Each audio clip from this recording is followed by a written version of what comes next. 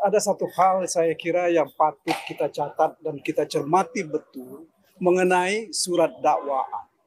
Tadi saya tanya kepada saudara saksi ya, Hasyim Asy'ari, berapa jumlah pemilih partai PDIP untuk Sumatera Selatan 1? Karena saya lihat dan kami baca di dalam surat dakwaan itu 145.000. Ya.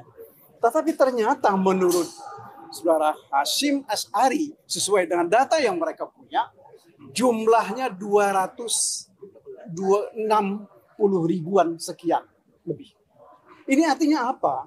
Mereka bukan hanya mempersiapkan saksi-saksi dengan cara yang buruk, ya, menyusun surat dakwaan pun dengan fakta-fakta yang tidak benar.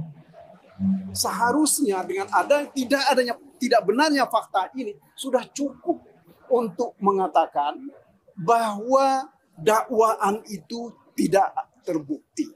Apalagi dengan saksi-saksi yang sudah kita periksa. Seperti tadi ya, di dalam pemeriksaan pada saudara Arif tadi yang siang, saudara-saudara bisa bayangkan Arif itu diperiksa oleh seorang penyidik 3 orang oleh seorang penyidik, dan keterangan mereka itu sama titik komanya. Ini di dalam BAP. Makanya itu yang kita katakan, ini penyidikan perkara ini untuk apa sih sebenarnya?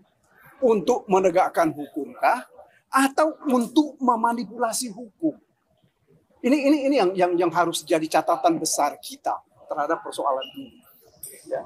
Jadi bukan hanya saudara Rosa ya yang mencoba membuat keterangan-keterangan dari kemudian dituangkan dalam berita acara, ya, tetapi juga saksi-saksi yang lain yang diorkestrasi, saya nggak tahu oleh siapa ini, sehingga mereka membuat keterangan-keterangan yang buruk. Ini pasti akan memalukan.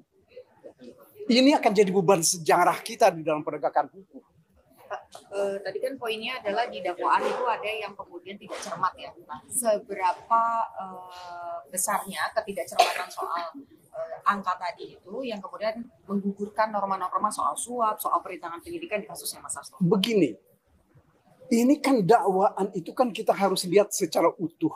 Ya, ketika ada bagian dari dakwaan ini tidak benar, ya, mengenai satu peristiwa, mengenai rangkaian peristiwa, maka harusnya seluruh isi surat dakwaan itu dinyatakan tidak benar. Apalagi ini berkaitan dengan, ini kan asal muasalnya kan ini menyangkut suara ini, ya, menyangkut suara di mana menurut dakwaan 145.000.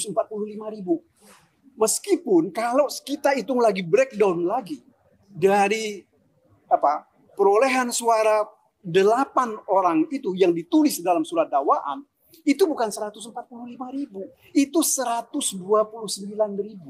Jadi ada kurang lagi 23.000. Makanya itu yang saya katakan, ini dakwaan ini bagaimana mereka menyusunnya. Ya. Jadi itu bisa menggugurkan bisa.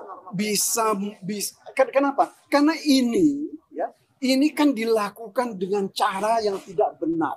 Apalagi kemudian ketika mereka melakukan konstruksi dakwaan, mereka gunakan saksi-saksi yang bukan merupakan saksi fakta, tetapi adalah saksi yang mendengar dari orang lain. Saya kira ini mudah-mudahan ini berakhir ya dengan baik, dalam arti bahwa KPK juga harus mengakhiri cara-cara yang buruk di dalam menegakkan hukum ini. Terima kasih.